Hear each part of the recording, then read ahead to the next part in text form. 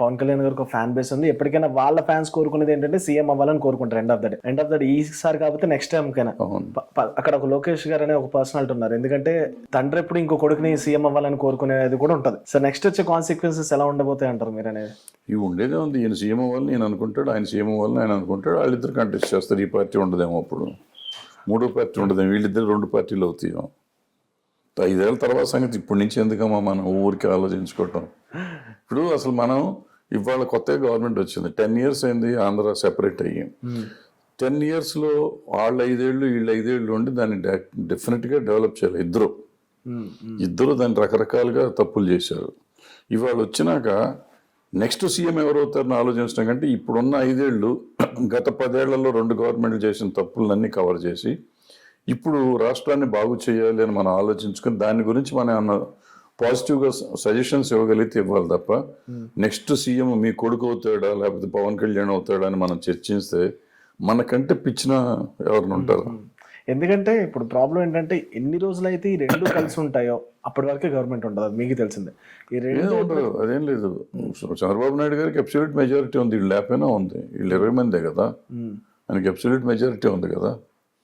అదేం లేదు, దానికేం లేదు. కలిసి గెలిచినప్పుడు అసలు వాళ్ళు విడిపోతారా, వాళ్ళు కొట్టుకుంటారా? ఎందుకంటే మనకు ఎదవ ఆలోచనలు ఎందుకు వస్తాయి మనకు నాకు అర్థం కావట్లా.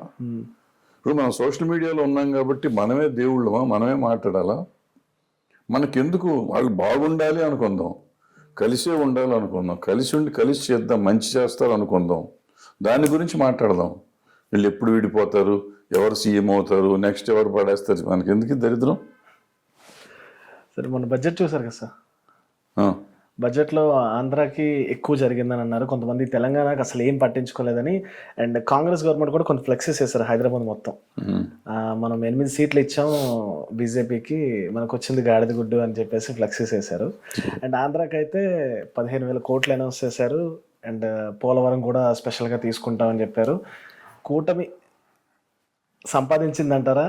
ఏమని చెప్తారు? కూటమి సంపాదించలేదు, ఏమి సంపాదించలేదు. ఆంధ్రాకి కూడా మోసమే చేశారు వాళ్ళు. ఆంధ్రాకి మోసం, ఏ రూపాయి ఇవ్వలేదు వాళ్ళు. 15,000 కోట్లు అప్పిస్తామన్నారు, అప్పిస్తామన్నారు.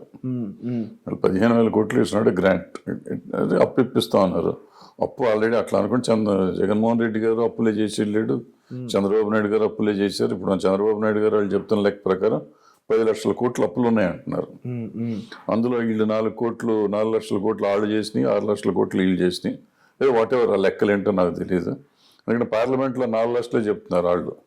ఇప్పుడు పార్లమెంట్లో వీళ్ళు మంత్రివర్గంలో ఉన్నారు, టీడీపీ వాళ్ళు మంత్రివర్గంలో ఉండగా ఆ మంత్రివర్గం నుంచి ఉన్న ఫైనాన్స్ మినిస్టర్ గారు 4 లక్షల కోట్లు ఆంధ్ర అప్పు చేసింది లాస్ట్ 4 years అని చెప్తున్నారు. అదే గవర్నమెంట్లో ఉన్న ఆంధ్రాలో గవర్నమెంట్లో ఉన్న చంద్రబాబు నాయుడు గారు వాళ్ళంతా 10 లక్షల కోట్లు అప్పు చేశారంటున్నారు. 10 లక్షల కోట్లు నమ్మాలా, ఆ 4 లక్షల కోట్లు నమ్మాలా? పార్లమెంట్లో చెప్పింది నమ్మాలా, అసెంబ్లీలో చెప్పింది నమ్మాలా? ఎవరిని నమ్మాలి?